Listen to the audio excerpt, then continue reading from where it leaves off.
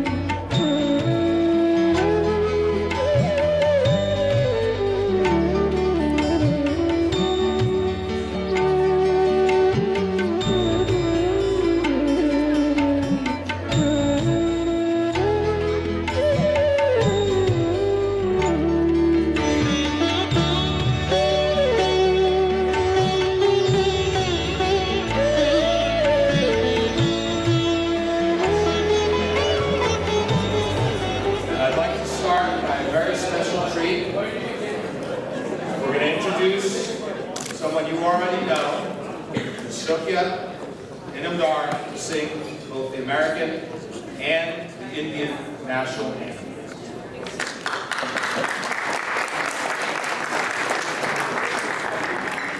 Oh, say, can you see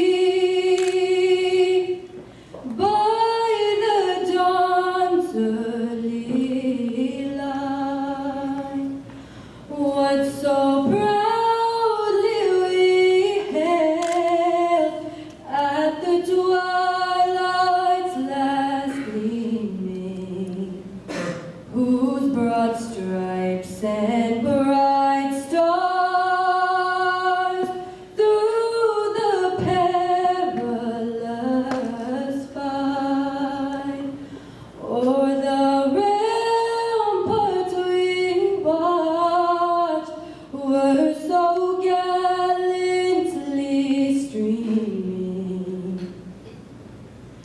and the rockets red glare, the bombs bursting in air, gave proof through the night that our flag was still there.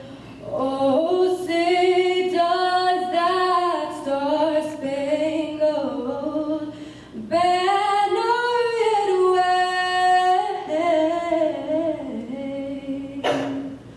o'er the land of the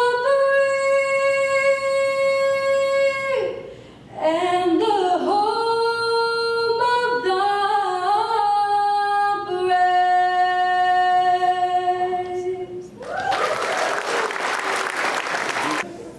Janagana mana dhinayaka jaya he, Bharat bhagya vidhata, Punjab Sindh Gujarat Maratha Dravida Utkala Banga, Vindhya Himachala Yamuna Ganga, Uchala Jaladi Taranga, Tava Shubha Name Jage, Tava Shubha Shisha Mage, Gahe Tava Jaya Gatha, Janagana Mangaladayak Jaya He, Bharat Bhagya Vidhata, Jaya He, Jaya He, Jaya He, Jaya Jaya Jaya Jaya He.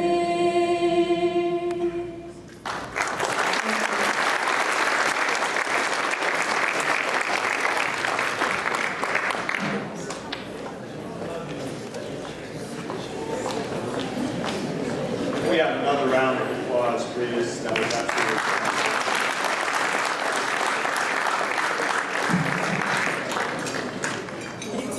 I want to take this opportunity to welcome everyone to the annual Unity Dinner. I want to thank you all for taking time out of what I'm sure is an incredibly busy and full schedule to join me here tonight in celebrating unity and diversity. As you all may know, the Unity Dinner arose from the ashes of tragedy, an attempt to bring people together. Use an attack not as a reason for fear or for hate, but as an impetus for dialogue, for understanding, and for collaboration. Now, in its 15th year, that message rings truer than ever. That message of unity, diversity, continues to see its own challenges, both overt and insidious. In the past of these events, I've spoken to you about difficult topics not usually discussed in polite and civilized society. I've spoken to you about revolution in the midst of a spring, nations far away. I've spoken to you about religion and faith, about the courage of compromise. Today I thought I'd speak on something that we all ought to be able to agree on, and yet we don't. Something that we ought to be so agreeable, it actually holds a primary spot amongst all of our constitutional amendments. Let me pivot for a moment. Oftentimes it's tempting to so believe in an idea or an ideal, so as to believe that any challenge to that idea or ideal is by its very nature offensive. Yet our great experiment in freedom in this country mandates that any and all ideas be allowed to be challenged, and that that challenge always be allowed to have a voice. The answer to bad speech, to mean speech, to offensive speech, even to hateful speech, should never be suppression. It should be better speech, truer speech, speech that over the long haul wins hearts and minds. I disapprove of what you said, but I will fight to the death for your right to say it. Those words were uttered by Voltaire 200 years ago. Perhaps they've been forgotten today, but they shouldn't be. Today we've reached a crossroads. On campuses and in campaigns, the same freedom of speech that fueled the civil rights movement is now seen as a threat to civil rights. A threat that must be expunged and suppressed. The same freedom of speech which allowed candidates to defy conventional wisdom is now being prevented from challenging the new conventional wisdom. To believe that we now have all the answers, that no more questions should be asked, is to commit the same sins as those who bristled when we questioned their perceived truths. Lord Acton once proclaimed that power corrupts and absolute power corrupts absolutely. There's no greater power to be feared than the power to suppress thoughts and speech on any level, by any organization. To truly achieve unity through diversity, we must always invite ideas that are different than ours, no matter how disagreeable, or offensive, or inane, or even dangerous we may perceive them to be. Now, some have said that there are times when freedom of speech threatens security. For those I would quote no less than Benjamin Franklin, who once wrote, "Those who would trade liberty for security shall have neither." So I challenge all of us here today, in this room and beyond, when we hear speech with which we do not agree, let us not see it through the prism of correctness, but instead through the lens of liberty. Let us continue on that long and gradual arc of acceptance, inclusion, and unity through diversity. Thank you.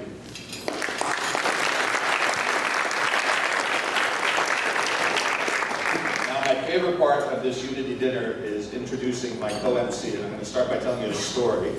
Anybody a basketball fan here? So I'm a huge New York Knickerbockers fan. I know that's not popular here. I've adopted the Warriors. But when a guy named Michael Jordan came out of retirement, his first game back was against my esteemed Knickerbockers, and he dropped 55 points on us. Last play of the game, pump fakes, there was an alley-oop to Bill Wennington for Bill Wennington's only 2 points in the game. And I remember the Sports Center announcer saying, you know, I could just imagine Bill Wennington in 30 years sitting with his grandchildren reminiscing about the time he and Jordan combined for 57 points to beat the Knicks. This is how I think you'll see me and Dave Bonacorsi, with him being Jordan and me being Wennington. With no further ado, Mr. Dave Bonacorsi.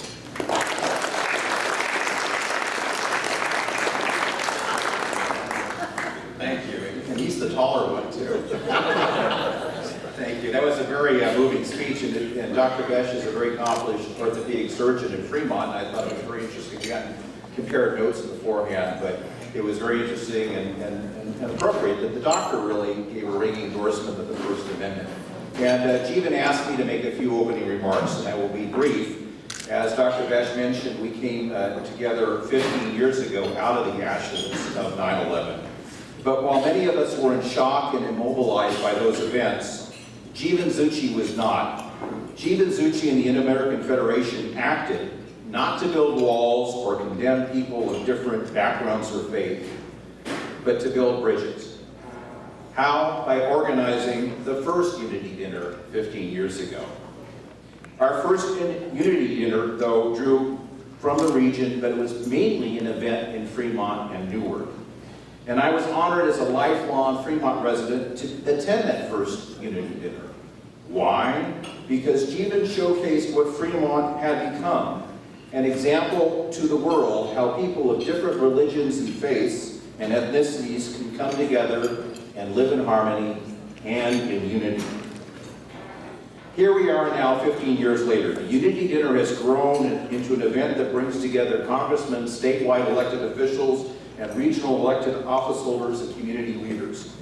As I was honored several months ago by Mr. Zucchi asking me to speak, I reflected at that time on the parallels between world events that happened in 2001 and that spawned the first Unity Dinner. And at that time I thought of Paris and I thought of San Bernardino. But yet just a few days ago we have all been shaken by the bloodshed in the hands of terrorists in Brussels. Then, as now, we have a choice: to cower in a corner or to forge ahead with renewed friendship. And yet there is an important difference in the aftermath of what happened after 9/11 and today. Then our president and Congress spoke in unison, telling us to separate the acts of terrorists from the faith of peace-loving Muslims. Yet today, sadly, we have many who have stolen the national spotlight and grabbed the megaphone in our public square, who spew hate and fear, attempting to tear us apart. So tonight, as we have for the last 15 years running, Vivien Zucchi and the Indo-American Community Federation have given us a great gift: to come together as a community and in celebration.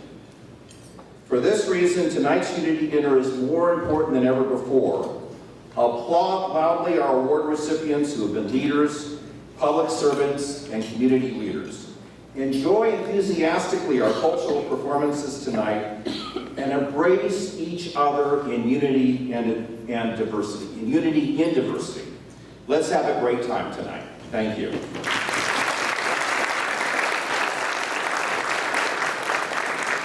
Now I'd like to introduce Dr. Harmesh Kumar. Is Dr. Harmesh Kumar here this evening?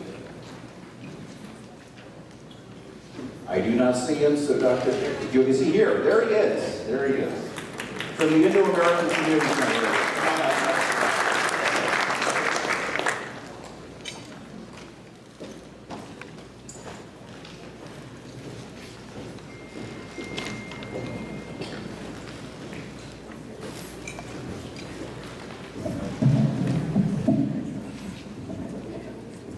Good evening.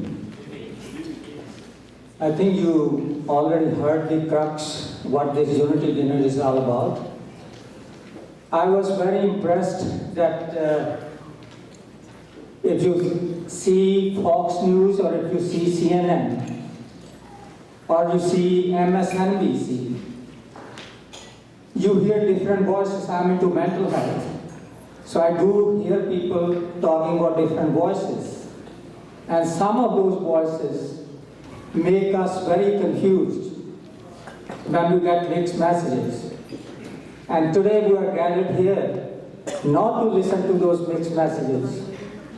We are here to listen to the unity message which Vivien ji created 15 years ago for all of us, this platform.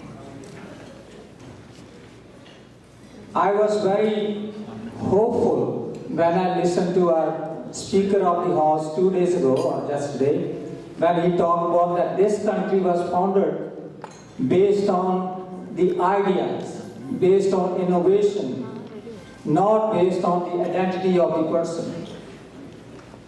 And that made me very hopeful.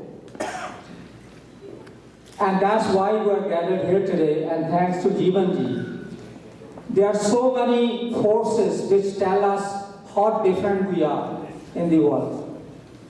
Even within ourselves, sometimes we are conditioning, or training, or programming what we have culturally. It makes us feel that we are so different from each other. But when we go a little bit above that idea, we see how similar we are. Everybody wants peace in life. Everybody wants love in life. Everybody wants to be in harmony with each other. Everybody wants to raise children in a more loving, caring, nurturing manner. And that's what this day stands for. And I want to thank Jeevanji for bringing all of us together to celebrate the diversity in unity. It is not easy to kind of organize these kind of functions, because there are so many voices telling us, why are you doing this? Everybody within your own close association tells you sometimes. Who talks about unity? What we see in the world. But this is the most important time, as you heard from Dr. Vash and another friend of mine. More closer we become to each other, more this country could be proud of what the country founding fathers have created for all of us. With that message, I would call upon Jeevanji to come and say a few words about the organization of Jeevanji. Thank you.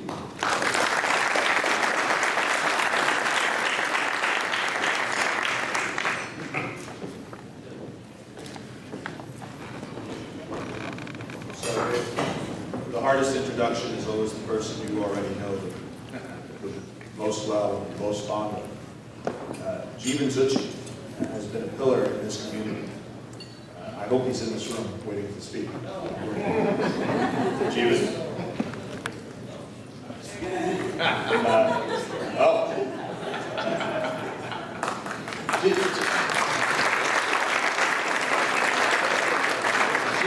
You can ask anybody here. I just spent 10 minutes singing your praises, man.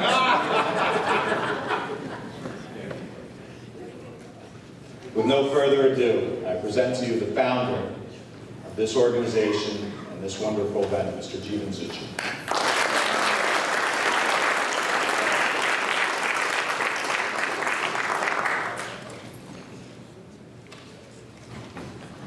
Dr. Besh and Dave Banakarsi gave me 2 minutes, but you can see I have so many pages to read.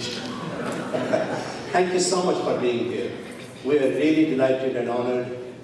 As has been said, it has been 15 years that in the Unity Dinner was started. And you know why it was started and what the reasons were. And we have been trying our best to make sure that year after year we come together. We have a theme, and then the whole year we pursue that and we try to see that we can do some better things for the community. And our Honorable Congressman, I don't know, Mike is here. Our Honorable Congressman Mike has never missed a speech. And he's a champion of civil liberties and has always been very supportive of initiatives which promote unity. Thank you, Mike.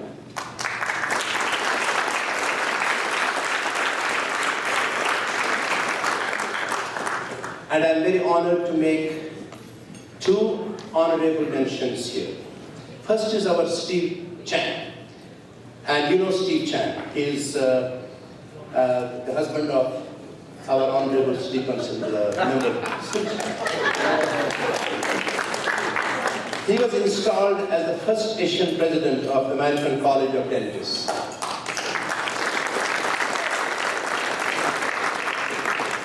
And it's almost in 85 years. In last November he was installed, and we are very honored. We are very delighted. Another honorable mention is of a very young boy. His name is Mohd.Rajabally. He's 14 years old, 8th grade student, and he's going to start Dublin High School, I think coming fall. His accomplishments are numerous. If I read those, it will take me 5 minutes. So I think I'm only going to tell you that he has achieved, the Spelling Bee 2007-16 National Elementary School Spelling Bee, winner of Online International Science Fair, 4 times National Finals qualifier of Natural History B, and above all, the youngest volunteer of political campaign of the youngest Congressman Eric Swalwell from California District 15. And his proud mother, Prarthana Rao, Mr. Rao, his father, and the family, his sister, they're all here. Please give them a round of applause.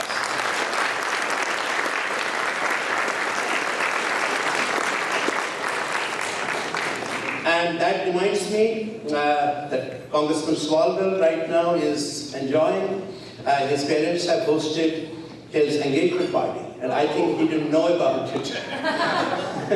I got a call and they said, he doesn't know about it, but he won't be able to come to the dinner as he's planning to. So, congratulations, Eric.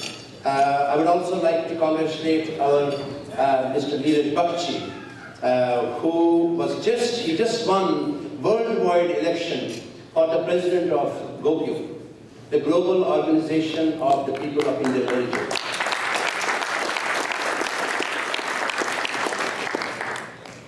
And of course, I would love to always thank our dear Mr. Deepak Kunju, who is our grand sponsor.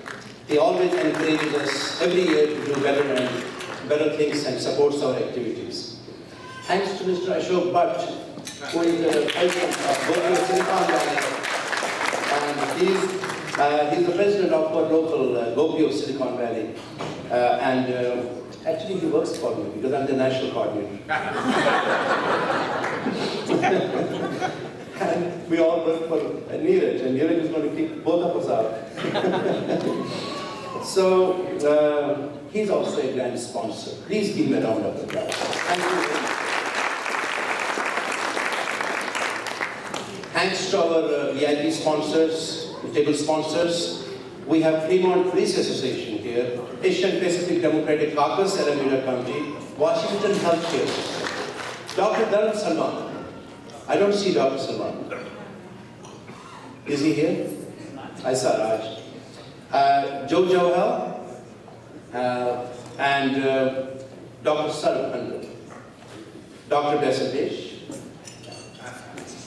and Mr. Raj Jaswal. Kishore and Ragini, Ashok and Pushpa Sarat. I didn't see them. Are you here, Ashok ji? And we have many other table sponsors. And thanks to In Focus Photography, this is something very extremely delicate here. Mr. Rakesh Kapoor, who is taking, who is capturing our pictures and videos and everything. Last year, his beautiful wife, Lili, she was amongst us, and she was taking, the pictures and smiling. Unfortunately, we lost her on 26th January. And Nilu was her name. But look at the courage of the daughter and husband who are here with us. And honestly, because they believe in this event, they believe in unity, they believe in bringing everybody together. I think at this moment, I would like a moment of silence for Lili, because she was with us last year and this year she's not with us. Would you please, a moment of silence?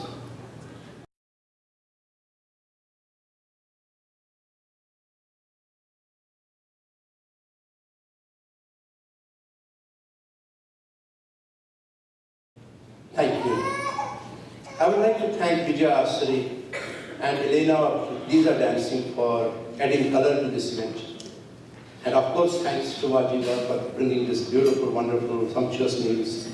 Thanks to India Community Center, the Executive Director, Mr. Virendra Chibur, who makes this event a delightful experience for us every year. I must also thank Hong La, who is on the advisory of our nomination committee, and thanks to him for making a lot of effort to be able to help us with all the honorees this year. I am particularly delighted that our organization is recognizing the efforts of our Fremont Police Department. Imagine how tough a job it is. In a diverse city like Fremont, it's very difficult to be able to do this job, what they're doing, so well that Fremont is one of the safest cities in the country. Please give them a round of applause.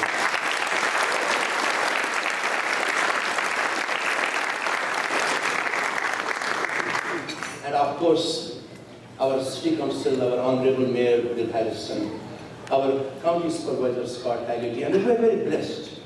We're very blessed as a city. We're very blessed that we have all these wonderful people, who are making our lives so easy. And, but a lot of times people don't know how much work it is behind the scenes. We're very thankful to our co-hosts.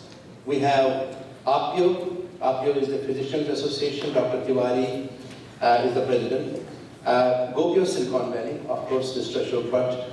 Washington Healthcare System, and the Fremont Police Department. It's their belief, as I said, and all of you here, your belief. Most of you have been coming for the past 15 years, and it's your belief in unity, in promoting unity and diversity, which has brought every one of us together here today. And we are missing some tables, some people got sick, and some people couldn't come. But, we are all here, and thank you very, very much. And thanks to David Bonacarsi and Dr. Desh, and our advisory committee, and all these volunteers we have outside, these young, bright kids who are doing all this. And we're very honored we have our Honorable Treasurer here, Mr. John Chiang. He had a conflict in his schedule, but he's here. Thank you. And I think that he is here. Our controller, he's also here. But thank you so much, all of you. Thank you.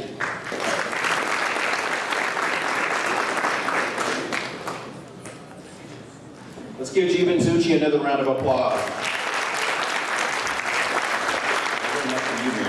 We have the State of the Union. You're applauding too. That's a good technique. So I appreciate that. I'd like to at this time introduce somebody that was mentioned previously by Jeevan Zucchi.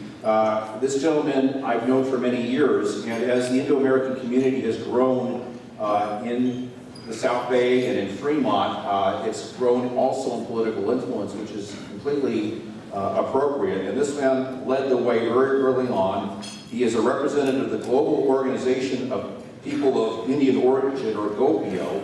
He was appointed by Governor Davis to the Public Utilities Commission. It is my distinct honor to introduce the President Ashok Bhatt, or Ash Bhatt. Thank you very much for kind introduction.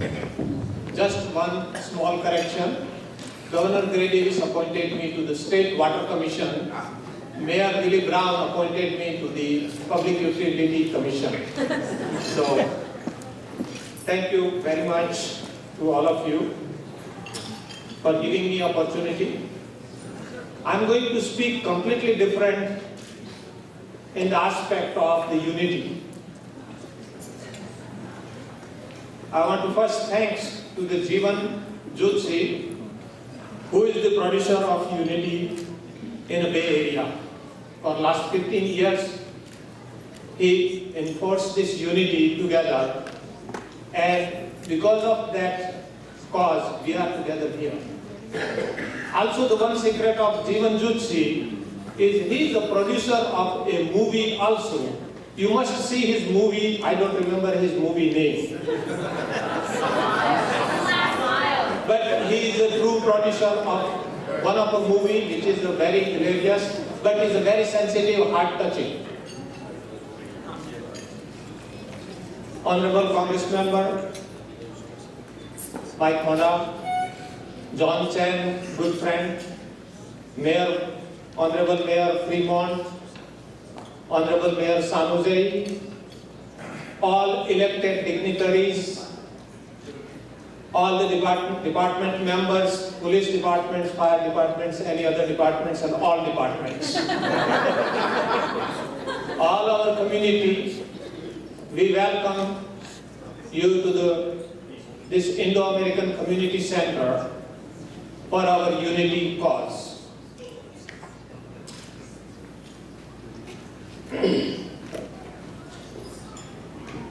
I will give you a little example by heart. I'm not speaking any written speech, so please pardon me if I'm making mistakes. A global organization of people of Indian origin just had a recent election, and it came in mind that why not from the Bay Area can represent entire world. Silicon Valley is the power of the world. So we thought that we put a candidate from here, and we were successfully achieved the position to take it over a global president, Neeraj Bakshi. I want to congratulate Neeraj Bakshi for his winning candidacy. I'm here a local global organizations chapter, Silicon Valley chapter president. What is a GoPio? A power of a GoPio is a very unique. We are about in 150 countries, the Indo-American, non-resident Indo-American community people who are gathering and getting together the connected take a leadership in the worldwide connecting. In that, I give you a small example that what happened the last year. I saw on a Facebook a small advertisement from a clip from the newspaper that some rural Indian who went to earn money, a laborer who was not even speak any other language than the local, a barely Hindi national language he was speaking, a kind of, from a very poor scheduled caste tribal area, a person went to the Saudi Arabia. And he somehow got accident, was in a hospitalized for almost 18 months. After then he died in Saudi Arabia. His body was remaining 9 months, 9.5 months in mortuary in the hospital in Saudi Arabia. I saw that Facebook article and I searched and found information that who wrote that article, the journalist guy who wrote the article in India. I found his phone number. I contacted him. Then I found that he said that I just wrote the article because I felt that the poor fellow needed help.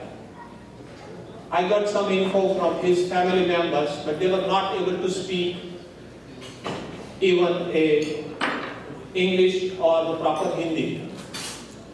Coincidentally, I was able to speak their language in the local. I spoke them and I found, and he was knowing only the thing is that there was a doctor, Indian doctor in Saudi Arabia in that hospital, and he has his phone number, and that's all he was knowing on behalf of GoPio. I pick up a phone call. First thing I did is contacted to the Indian embassy in here in United States. I contacted San Francisco Consul General, then contacted to the Indian ambassador in Washington DC. Within 24 hours, we were able to, first I called the doctor and got all the details of the boy, that what was the reason and why he is stuck and what is the problem. So then I found, and then I contacted here, and then they connected me to the ambassador in Saudi Arabia, the Indian ambassador. Indian counterpart problem was resolved within 24 hours. That is the power of GoPio. That is the power of Jeevan Jyotsi's GoPio. That is the power of Jeevan Jyotsi's unity and diversity. And that is the part I wanted to be mentioning a different than everybody else's speech. Thank you very much. I appreciate that I have taken a longer time than I was supposed to. Thank you. Let's give her a round of applause to Ashbot. Thank you. Now it's my distinct honor to invite two people that are somehow in 2 minutes going to split 1 minute each. I'm not sure how they work this out. But it's from the American Association of Physicians of Indian Origin.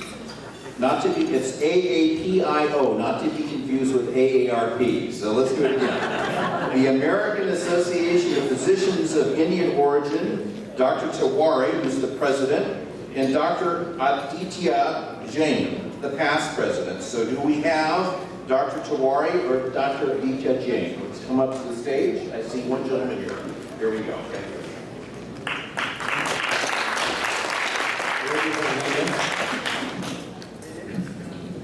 So I think my body size is good enough that I can represent both. Dr. Aditya Jain, as many of you can relate to the emergencies, the medical emergencies. So he's stuck. And he thought it would be better to save lives rather than missing a dinner with us. So thank you very much. As a part of APIO, American Association of Physicians of Indian Origin, there are so many PIOs here, but physicians part, we don't make any phone calls or connections to the ministry or anything, but one thing we do is treat life, death, and death. And the only thing which is different here is, unfortunately in our profession, there's no second chance. If you miss it, that's it. So I really feel very honored to be amongst so many dignitaries and all of you that I was given a chance to introduce our organization and to be a part of hosting this Unity in Diversity dinner. And I hope that APIO will be the integral part of the human service, community service, as well as the Unity in Diversity dinner. Thank you very much.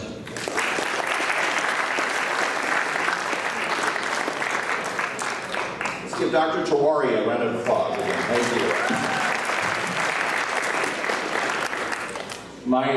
Our next speaker this evening is a woman I've known for many years, and she has been always a great advocate for health, and her people know her not only by her name, but by her phrase, "Your health matters," and that's what she does on a daily basis, is advocating for health, and she does that as an elected official serving our region in Southern Alameda County on the Washington Hospital Healthcare District. And so, I don't see her yet approaching. I did see her earlier on. I have a bright light in front of me, and she's not very tall, so if she can... I'm in trouble. So I'd like to introduce somebody who is tall in stature, if not in height, Patricia Danieloson. Wow, you're right. These lights are bright. Whoa, I can't see a thing. This is a great surprise because I didn't know. He wants to make sure that you can hear me. I'm sure you can. All right, I'll use my outside voice. It's always a great honor to be here. Vivien is a dear friend of mine over the years, and I think it's a great gathering to be here. He is unity, and the diversity in this room is absolutely wonderful, and I'm very honored to be up here to speak. I was very honored last year to be one of the recipients, but I'm going to talk to him about surprising me with coming up to the podium and speaking, because I have no idea how long I'm supposed to speak. Do I have a time limit? Ooh, look at he's giving me an answer. All right. I'm also very proud of our Washington Hospital District. And for those of you that don't know, you need to travel, let's see, that would be east on Maui Avenue, and you need to question, why is that great big crane up in the air, which is much taller than I am? And we are building a new critical care pavilion, which is going to include a new emergency room, because the people in this district, in this area, need it, they deserve it, and we're going to have it by now. So you may think that I'm short in stature, but I'm big on what I want and what I need and what I see that we need in our area. So thank you, and I'm looking for your support. I now get the distinct honor and privilege of introducing one of my favorite people in the world, Congressman Mike Honda from District 17. Congressman Honda owns one of the single most iconic quotes to ever come out of Washington, D.C. It was about 3 years ago at a fundraiser, and he comes and he says, "I come from Washington, D.C. bearing good news, and I come from Washington, D.C. bearing bad news. The bad news is Congress has not been able to get anything done. The good news is Congress has not been able to get anything done." I've loved him ever since. Congressman Honda, please come up here.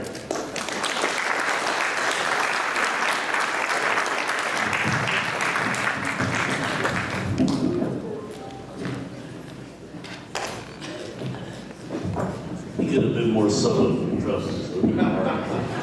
Dr. Bush, thank you. I remember that comment. And, but the addition to that is, although sometimes it doesn't look like anything's getting done in Congress, we do get results. And we know that we got results in Silicon Valley. We've got the USPTO here. We got results, but we knew that the wrong vote on the visa waiver program was going the wrong way. We got the right vote when we made sure that we're continuing WARD and all that sort of stuff. But that aside, I'm here to talk about unity. It was Zucchi who called me the very first time when he had the dinner here in Fremont. I tell you, I was most impressed when I saw all of Fremont community come together as a unity, and that whole theme of unity was there.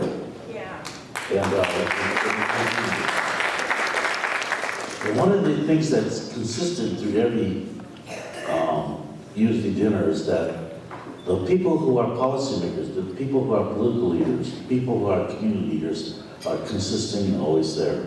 And they represent the sentiment of the whole area in terms of unity.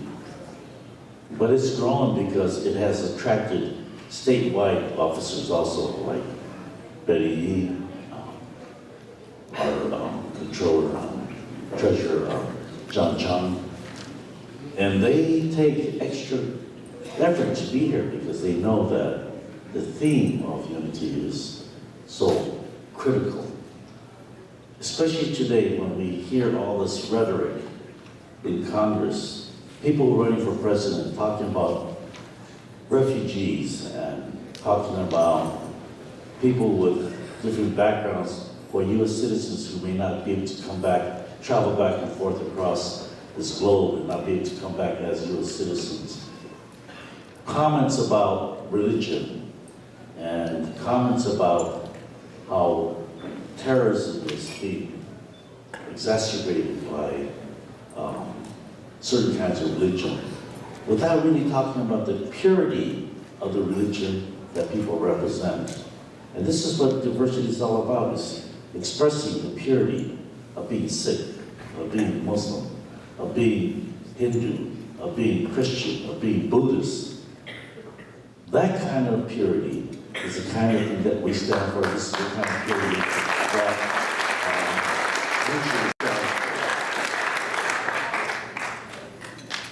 that and the film that was mentioned before was based upon a book called The Last Smile. And I think it talks about the love of a father who's battling the kinds of things that's going on in government that needs to be addressed. And so, in terms of unity and strength and the courage that Zucchi has been able to represent is something that I think all of us wants to and should try to emulate. And so, Zucchi, you really need to know that we are your friends and you are our friends. We know that we stand together in unity. Now, let me close with this one thought. That we are here as community, we're here as family. And irrespective of our religion, our background, our generation, our gender, our orientation, we are here as family. And it's really good to see family here with the children here too. Because when you bring children and young people to functions like this, they get to understand what their parents are all about. They get to understand what it means to be part of a community and not to separate our family by generation, by age, but to incorporate them as a family. And so to see young people here, and to see young children and hear babies out there, you know, that means that we get OGBYNs, and we got doctors, and we got chiropractors, and we got all kinds of folks out there making sure that we have a healthy family here. And to this one end, that politics in this country could be scary. The kinds of things we hear, the rhetoric we hear could be scary. But we stand firm together, understanding what unity means in diversity, and we stand firm together, shoulder to shoulder, that no light breaks between our shoulders when we stand together. And the world will know that this country is worth defending because the people like you have chosen to be here, chosen to be citizens of this country, chosen to defend this country, and chosen to make sure that the economy and the quality of life increases with your participation, your presence. People have to know that. The world has to know that. But that doesn't mean that we will not suffer. That doesn't mean that we will not suffer the tragedies that we have seen in Brussels and Paris. But what it does mean that if it does happen here, we will not go berserk and go after scapegoating other people because of what they look like, what we think they look like, or who we think they are. But we will be able to stand behind the blanket and the covering of the Constitution that makes sure that every one of us are protected by the Constitution. And if bad things happen in this country, we will stand together to make sure that every person's constitutional rights will be protected, and that the rule of law will proceed, and that we will give them the due process. We will not set aside the Constitution because of fear, because of war, because of bigotry, and because we have the lack of political leadership. You are the political leadership. You are the expectation of this country.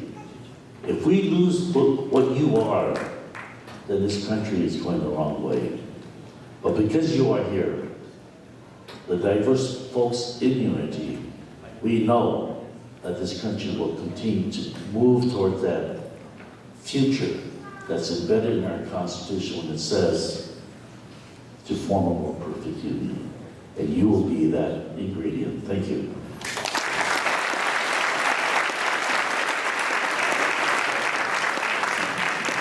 Thank you, Congressman Honda. Another round of applause, please.